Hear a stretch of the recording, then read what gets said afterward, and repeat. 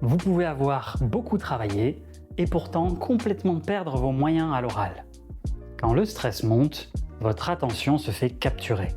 Vous commencez à penser au regard des autres, aux erreurs que vous pourriez faire, à ce qu'il ne faut surtout pas oublier de dire, à votre gestuelle, à votre voix.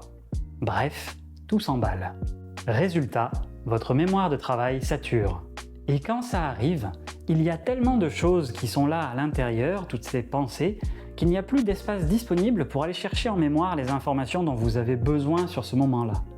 C'est pas que vous ne savez pas ou que vous n'êtes pas préparé, c'est juste que l'information n'est plus disponible à cet instant précis.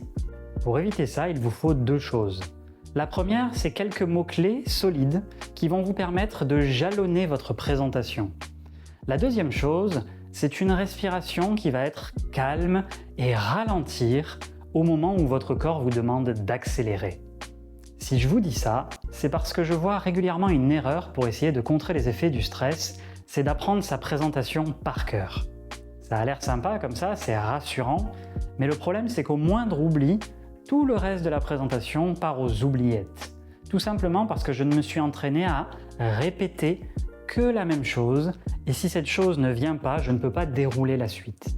Pour jongler plus facilement avec votre présentation et avec les effets du stress, il va plutôt falloir s'entraîner avec quelques mots-clés qui vont jalonner votre présentation, comme je disais tout à l'heure, et s'entraîner en faisant quelque chose d'habituel dans votre journée. Par exemple, je suis en train de ranger, je suis en train de faire du sport, je suis en train de prendre ma douche. Et bien, je vais essayer, juste avec ces mots-clés, de formuler des phrases complètes et de présenter mon sujet. Pourquoi c'est efficace? Tout simplement parce que si je m'entraîne à élaborer des phrases complètes, à parler de mon sujet pendant que je suis en double tâche, eh bien, dans une situation de stress, qui est un moment où j'ai moins d'espace pour penser, eh bien, ce sera beaucoup plus facile de retrouver mes mots et de continuer ma présentation malgré les petits oublis que je pourrais avoir.